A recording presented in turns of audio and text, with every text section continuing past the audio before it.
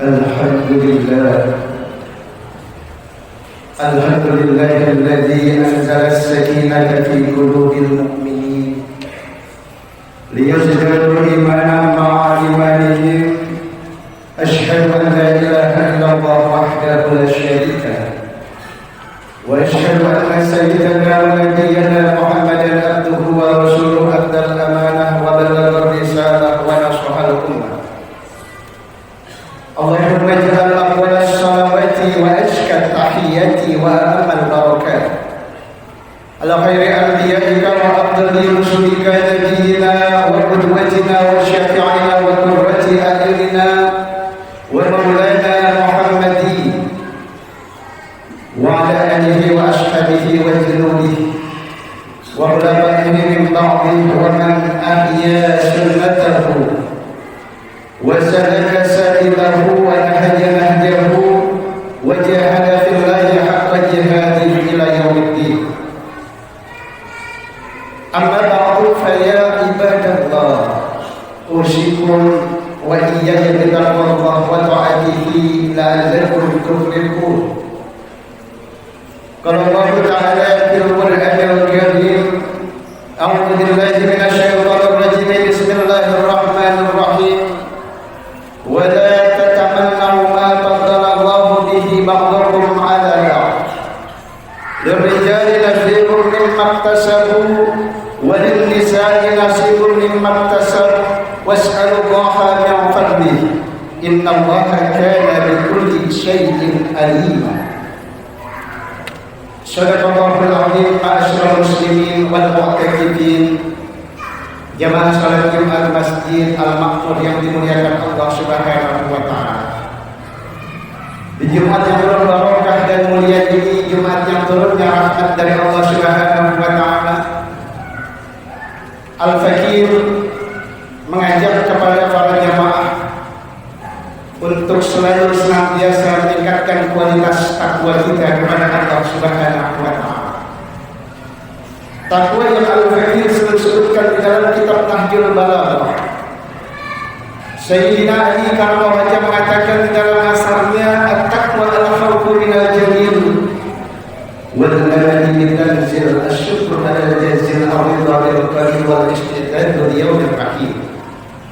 Takwa yang takut semata-mata hanya kepada Allah Rabbul Jalil, bersyukur atas semua nikmat yang telah Allah berikan, beramal yang sesuai dengan tuntunan Al-Quran dan Sunnah Rasulullah, ridha dengan takdir dan keputusan Allah, serta mempersiapkan hari akhirat yang lebih pasti, yaitu yaumul qiyamah. Juga takwa yang dapat menjaga diri kita dari ragam penyakit hati yang bersemayam di dalam dada kita. Takwa yang selalu kita tujukan untuk kebersihan dan kesucian hati kita, dan takwa yang selalu peduli untuk sesama kita. Ma'asyiral muslimin rahimakumullah. Di dalam riwayat Anas bin Malik, ketika Rasulullah sallallahu alaihi wasallam dalam halaqah ta'limnya, Rasul bersabda, akan datang seorang ahli surga. Sekonyong-konyong datanglah seorang pemuda Ansor yang penampilannya sederhana dan di wajahnya ada bekas-bekas bulu. Taklim halaqah berikutnya Rasul bersabda, akan datang seorang ahli surga. Bahkan sampai 3 kali Rasul mengucapkan kalimat itu. Seorang sahabat penasaran dan bahkan ingin mengetahui siapa gerangan yang dikategorikan oleh Rasul sebagai sahabat ahli surga itu. Lalu sekonyong-konyong datanglah seorang pemuda Ansor yang sangat sederhana penampilannya, kemudian ada bekas bulu dan bekas air wudhu di pipi dan keningnya. Lalu Abdullah bin Amr al-As mohon izin kepada pemuda tersebut, wahai sahabat, perkenankan aku untuk menginap di rumahmu selama 3 malam.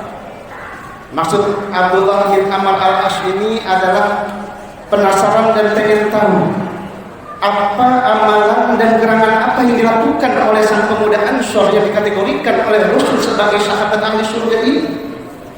Selama 3 malam, sahabat Abdullah bin Amr al-As menginap di rumah pemuda yang disebut oleh Rasul sebagai calon ahli surga tersebut. Dilihatnya ibadahnya biasa saja, sholatnya seperti kita sholat, bahkan mengajinya pun sama, sedekah dan apapun yang dilakukan amaliyahnya adalah sama seperti orang biasa. Setelah 3 hari Abdullah bin Amr al-As mohon pamit dan izin untuk pulang. Tapi sebelumnya beliau menanyakan kepada sang pemuda yang disebut oleh Rasul sebagai calon ahli surga, wahai pemuda, amalan apa yang kau lakukan sehingga Rasul mengkategorikan Anda sebagai calon ahli surga? Sang pemuda Ansor terdiam dan kemudian beliau mengucapkan, selama hidupku aku tidak pernah hasud, tidak pernah iri hati dan dengki terhadap saudara-saudaraku yang diberikan nikmat oleh Allah. Ma'asyiral muslimin rahimakumullah. Penyakit hasud, iri hati atau dengki ini adalah penyakit yang dapat menghapuskan seluruh amaliyah perbuatan kita dan amaliyah baik kita. Bahkan Rasulullah Shallallahu Alaihi Wasallam di dalam sebuah hadis riwayat At-Tirmidzi mengatakan, iyyakum wal hasada fa innal hasada yaqulul hasanati kama taqulun narul hatabah. Jagalah perilaku hasud, iri hati dan dengki itu, karena sesungguhnya hasud, iri hati dan dengki itu memakan nilai-nilai kebajikan. Sholat kita, puasa kita, ibadah kita, sedekah kita, bahkan semua amaliyah perbuatan kita akan dihapuskan oleh Allah. Karena taqulun narul hatabah, seperti api memakan kayu bakar. Bahkan penyakit hasud, iri hati dan dengki ini adalah dosa pertama di langit dan di bumi. Mengapa Al-Fakir katakan dosa pertama di langit dan di bumi? Ketika Nabi Adam alaihissalam dan ibunda Siti Hawa digoda oleh iblis laknatullah, ini adalah akibat dari iri hati dan dengki iblis laknatullah kepada Nabi Adam yang Allah jadikan khalifah fil ardh. Bahkan Qabil membunuh adiknya yang bernama Habil akibat iri hati dan dengki, karena nikmat yang lebih banyak diberikan oleh Habil, kurban daripada Habil diterima oleh Allah Subhanahu wa taala. Bahkan memiliki istri yang cantik diberikan oleh Habil, bukan kepada Qabil. Nabi Yusuf alaihi salam dilempar ke sumur tulah oleh saudaranya yang 11 itu akibat karena iri hati dan dengki terhadap saudaranya yang diberikan kelebihan ketampanan, bahkan disayang oleh Nabi Yaqub alaihi salam. Bahkan Nabiullah baginda Rasulullah sallallahu alaihi wasallam diiri hati dan dengki oleh Yahudi dan Nasrani, dibenci oleh Bani Israel. Karena apa? Karena Nabi Muhammad sallallahu alaihi wasallam, khatamun nabiyyin, nabi terakhir, adalah diambil bukan dari kalangan Bani Israel atau Yahudi, tapi dari suku Quraisy.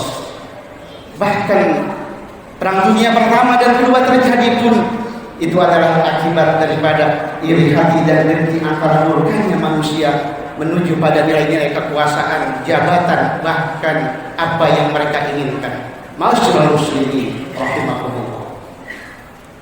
Syekhul Islam Imam Al-Ghazali di dalam kitab Bidayatul Hidayah mengatakan ada 3 kategori penyakit hati yang sangat menghancurkan untuk diri manusia, terlebih orang yang beriman yang takwanya luar biasa kepada Allah. Penyakit hati itu adalah hasud, yang kedua dia, dan yang ketiga adalah sombong. Karena Imam Sya'rawi juga di dalam kitabnya mengatakan bahwa penyakit iri hati dan dengki ini adalah perbuatan penyakit hati yang paling terdahsyat di sepanjang kehidupan umat manusia. Ma'asyiral muslimin rahimahullah.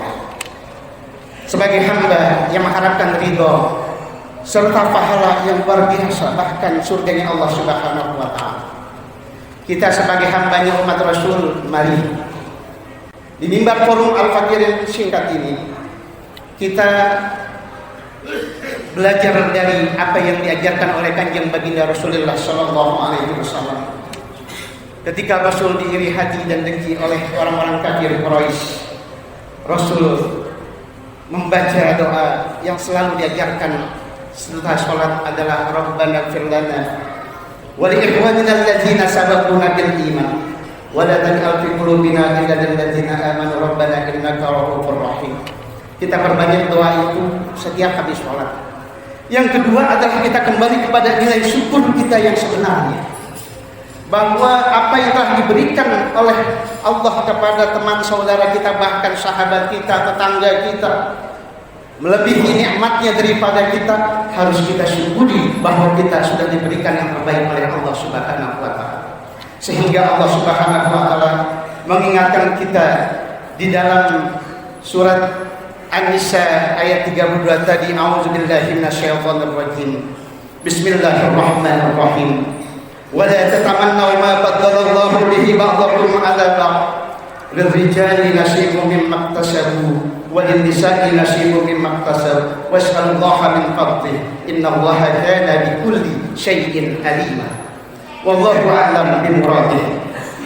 Janganlah kalian iri hati dan dengki dengan apa yang Allah lebihkan, yang Allah karuniakan sebahagian kalian atas sebahagian yang lain. Lirijali nasibum mimma iktasabu, bagi lelaki itu ada bagian dari apa yang mereka usahakan, dan bagi wanita itu juga ada bagian dari apa yang mereka usahakan. Was'alullaha min fadlihi, bermohonlah kepada Allah untuk keutamaannya. Innallaha kana bikulli syai'in 'alima, sesungguhnya Allah Maha mengetahui atas tiap-tiap sesuatu. Ma'asyiral muslimin rahimakumullah. Kesimpulan dari khutbah yang singkat ini, yang pertama adalah untuk menghindari penyakit hati yang luar biasa menggerogoti kita sebagai hamba yang beriman. Karena nilai hasud itu ada pada diri setiap orang.